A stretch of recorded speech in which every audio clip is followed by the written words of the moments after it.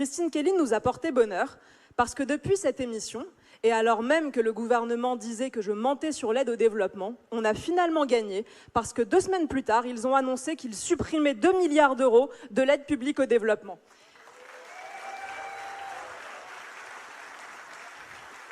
Donc ça prouve que même sans être au pouvoir, chez Reconquête, on arrive déjà à avoir un impact sur les finances des Français, mais je vais aller plus loin. Et puisque Christine Kelly nous porte bonheur, alors j'ai amené une liste au Père Noël pour Christine, parce que je sais que grâce à elle, on va pouvoir les supprimer, donc je vais vous donner quelques idées. On y va. On a vu que François Bayrou cherchait désespérément 40 milliards d'euros. Moi, je pense qu'il manque un zéro à son objectif de réduction des dépenses, vu la situation catastrophique où nous sommes.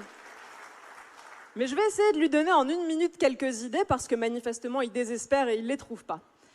Que diriez-vous si on arrêtait de payer 465 milliards d'euros pour le fonds Mobilité Active?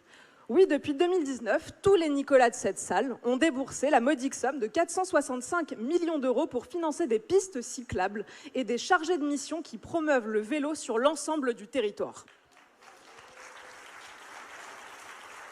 On peut aussi arrêter de dépenser 274 millions d'euros pour subventionner, tenez-vous bien, l'embauche de résidents de quartiers relevant de la politique de la ville. C'est-à-dire qu'aujourd'hui, une entreprise qui embauche un banlieusard, c'est encore Nicolas qui paye, à chaque fois qu'il y a une embauche.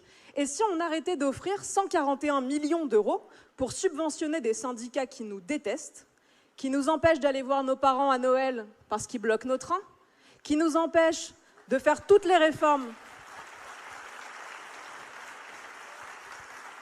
dont notre pays a tant besoin, je pense qu'il y aurait une mesure simple. Ils n'ont qu'à vivre de l'argent de leurs adhérents, s'ils sont si utiles que ça.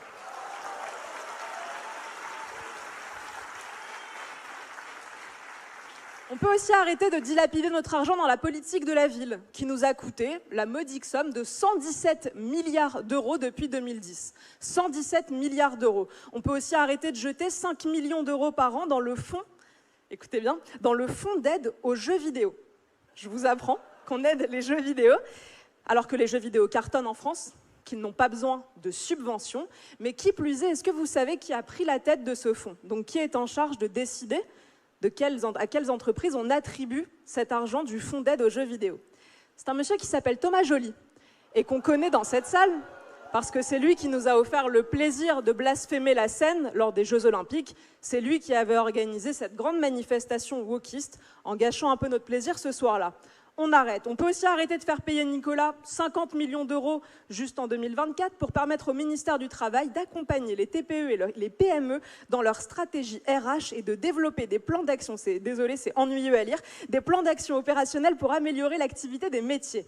Bref, je pense qu'aucun chef d'entreprise dans cette salle n'a jamais utilisé l'argent de ce fonds, n'a jamais été accompagné. On peut arrêter de dépenser tout ça, c'est trop. On veut tout simplement qu'on nous rende notre argent, qu'on arrête de nous voler. Point.